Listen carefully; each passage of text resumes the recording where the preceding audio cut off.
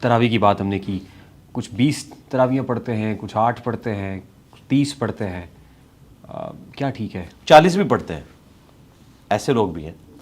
بخاری مسلم میں حدیث ہے، اما عائشہ سلام اللہ علیہا سے پوچھا گیا کہ رمضان میں جو رات کی نماز تھی نبی علیہ السلام کی وہ کتنی تھی؟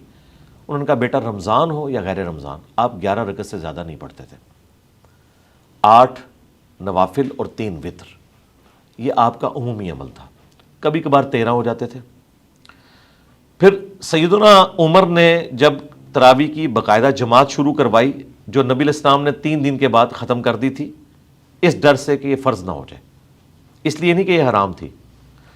سیدنا عمر نے اس سنت کو دوبارہ سے زندہ کیا کہ ٹھیک ہے جو لوگ تراویح جماعت سے پڑھنا چاہتے ہیں اور قرآن کے حافظ نہیں ہیں ان کے لیے میں ایک امام مقرر کر دوں۔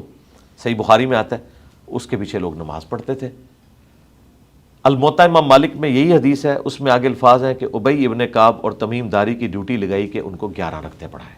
تو 11 رکعتیں ہوتی تھی، لیکن سیدنا عمر نے خود جماعت سے تراویح نہیں پڑھی، آپ وہاں سے چلے گئے یہ کہہ کر کہ اس سے بہتر نماز مرد کی وہ ہے نفلی جو گھر میں پڑھتا ہے۔ آج کی ڈیٹ میں بھی نفلی نماز سنت موقدہ ہوں، غیر موقدہ ہوں، قیام اللیل ہو، وطر ہو،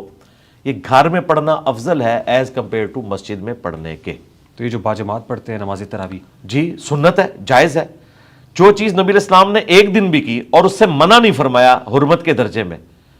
وہ کوئی اگر روزانہ بھی کر لے تو جائز ہے، اسے آپ غلط تو نہیں کہہ سکتے۔ ٹھیک۔ اچھا یہ بتائیے کہ کیا دہاڑی دار شخص جو ہے جو دہاڑی لگاتا ہے اس پہ بھی روزہ فرض ہے؟ جی روزہ فرض تو ہے اس کے اوپر، اب پریکٹیکلی کیا وہ رکھ سکتا ہے یا نہیں،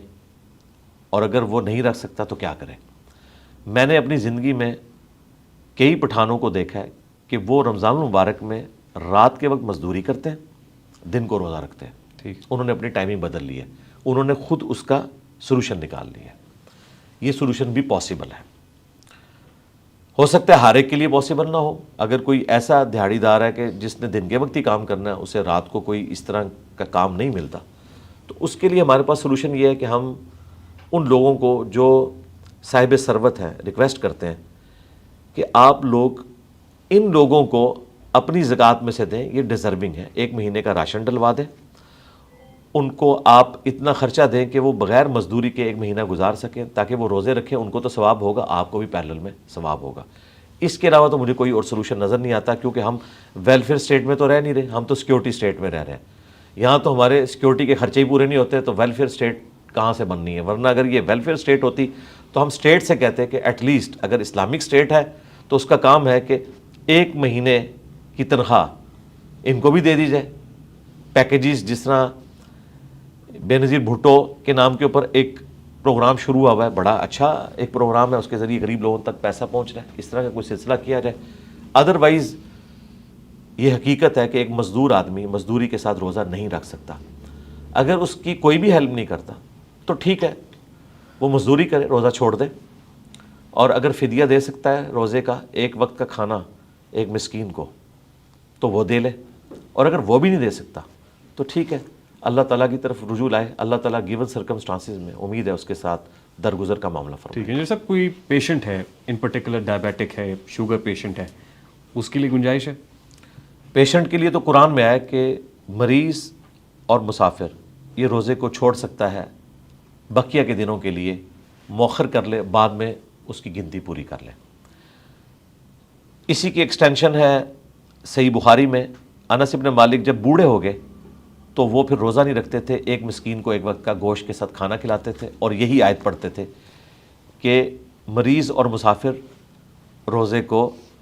چھوڑ سکتا ہے فدیے کے عوض، حالانکہ وہ مریض نہیں تھے، بوڑھے تھے، لہٰذا ایک اور چیز ایڈ ہوگی کہ بڑھاپا بھی مرض میں لائی کرتا ہے۔ اسی کی مزید ایکسٹینشن جامع ترمذی اور ابو داؤد میں ہے کہ نبی علیہ السلام نے پریگننٹ عورت اور دودھ پلانے والی عورت کو بھی اپنے روزے مؤخر کرنے کی اجازت دی ہے،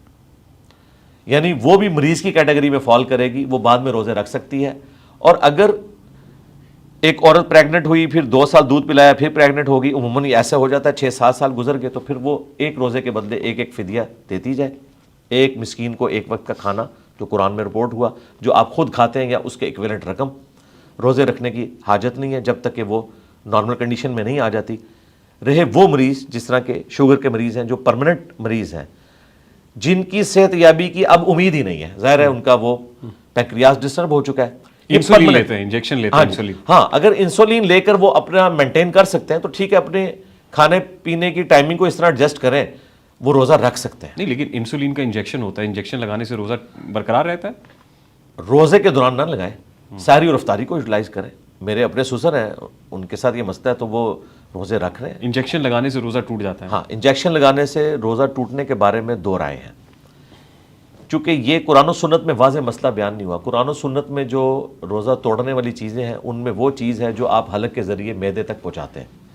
अब ये तो मैदे तक हलक के ज़रिए नहीं पहुँचती, ये या गोश्त में लगता है टीका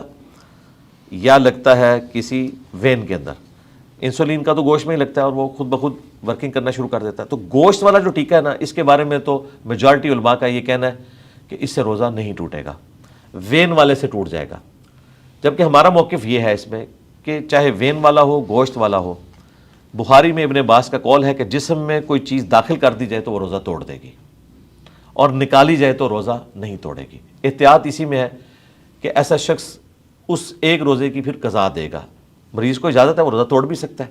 या फिर अपनी टाइमिंग को इस तरह एडजस्ट करे कि वो रोज़ा रख ले। और अगर वो इतना परमानेंट मरीज़ है कि उसे कुछ देर बाद कुछ ना कुछ इनटेक लेना पड़ता है, तो वो परमानेंट मरीज़ है, उसे रोज़ा रखने की ज़रूरत ही नहीं, उसके रोज़े मुआफ़ हैं, वो उसके बदले फ़िदिया देगा एक वक्त का खाना, उसे रोज़ा रखने की ज़रूरत ही नहीं, जो परमानेंट मरीज़ है। ठीक।